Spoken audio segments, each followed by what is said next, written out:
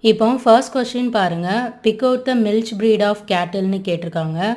Milch பிரீட்னாலே பால் உற்பத்திக்காக மட்டும் வளர்க்குற மாடு. இப்போ ஆப்ஷன் பார்த்தீங்கன்னா ஹரியானா, கிருஷ்ணாவேலி, கிர், கான்கிரேஜ்னு கொடுத்துருக்காங்க. இதுக்கு ஆன்சர் வந்து ஆப்ஷன் சி கிர்.